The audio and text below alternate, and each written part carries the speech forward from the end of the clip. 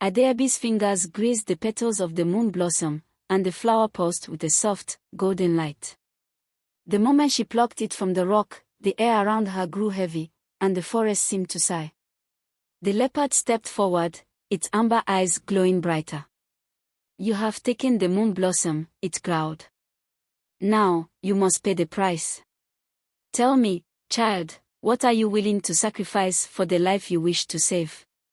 Adaobi clutched the flower tightly, her heart pounding. "I will give anything," she said. "Just let me take this flower to save Chike." Ezin's voice broke through the stillness. "No. She's just a child. Take me instead. I will pay the price." The leopard tilted its head, considering Ezin's words. "A mother's sacrifice," it said slowly. "It is rare and powerful. But the spirits of the forest demand that both of you make a choice." Ezin stepped forward, her voice trembling but firm. "If my daughter has to pay with her life, then take me instead. I would rather die than see her harmed." Adaobi shook her head, tears streaming down her face. "No, Mama. I can't let you do this. Chike needs me, and I won't let you suffer because of my choice." The leopard's eyes gleamed, and it began to pace around them. A mother's wrath. A daughter's love. Both are pure, both are strong. But only one can satisfy the spirit's demand. Decide now, or neither of you will leave this forest. Suddenly, the forest began to tremble, and a deep voice echoed through the trees. It was the voice of the spirits themselves. "Ezin, your wrath has burned brighter than the sun, yet it comes from a place of love. Adaobi, your love is selfless and true, but you must learn that bravery is not without consequence. Both of you must answer a question. Speak truthfully, or the forest will claim you both." Ezin and Adaobi exchanged a frightened glance. The spirits asked Ezin, "If your daughter's actions lead to harm, would you forgive her?" Ezin hesitated, her anger and love warring within her. Then she said, "Yes. She is my daughter, and no matter what, I would forgive her." The spirits turned to Adaobi. "If you save the boy but lose your mother, will you regret your choice?" Adaobi's voice trembled. "I would regret losing my mother more than anything. But I will save Chike because it's the right thing to do." The forest went silent. Then, the leopard sat down and spoke with a gentler tone. "Your answers have pleased the spirits.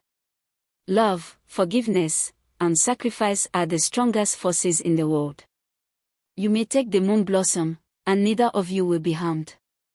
With that, the golden glow of the flower spread through the forest, and the leopard disappeared into the shadows.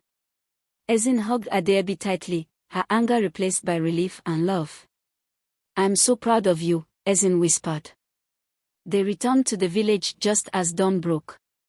Adaobi gave the moon blossom to the chief's healer, who prepared a medicine for Chike. By the end of the day, Chike was sitting up, smiling and eating a bowl of yam porridge. The villagers celebrated Adaobi's bravery, but she gave all the credit to her mother. "She saved me," Adaobi told everyone. "She's the real hero." The story had reached its conclusion, but the bond between Adaobi and her mother, Ezin, continued to grow stronger. Life in the village of Umuoma returned to normal, but the tale of their bravery spread far and wide. Travelers and storytellers came to hear about the mother and daughter who had faced the wrath of the forest spirits and returned unscathed. After the events, Chief Uchenna was so moved by Adaobi's courage and Ezin's sacrifice that he invited them to the palace.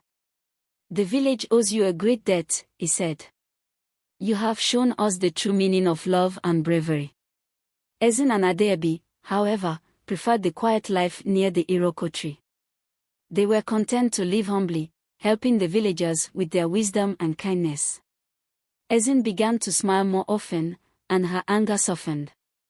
She would sit with Adaobi under the shade of the Iroko tree and tell her stories of her late father, Nkem, reminding her of the courage and strength that ran in their family. A new beginning. One day, As they sat weaving baskets, Adaobi looked up at her mother. "Mama, do you think Baba would have been proud of us?" she asked. Ezin smiled, her eyes glistening with tears. "Oh, my Adaobi, he would have been more than proud. You are everything he dreamed you would be, kind, brave, and wise." From that day, Adaobi vowed to continue helping those in need, not out of obligation but from the love in her heart. She grew up to become a healer, just like her mother, and the people of Umuoma came to her not only for remedies but also for her wisdom and kindness. Legacy of the forest. The forest where Adaobi had found the moon blossom remained sacred, but it was no longer feared. The villagers saw it as a place of lessons and spirits who protected those who showed true love and courage. Children would sit around the fire at night, listening to elders tell the story of a mother's wrath, a daughter's love, learning that even the fiercest storms can give way to the brightest sunshine. The bond between Adaobi and Ezin became a symbol in the village, reminding everyone that love, forgiveness, and sacrifice were the greatest gift of all.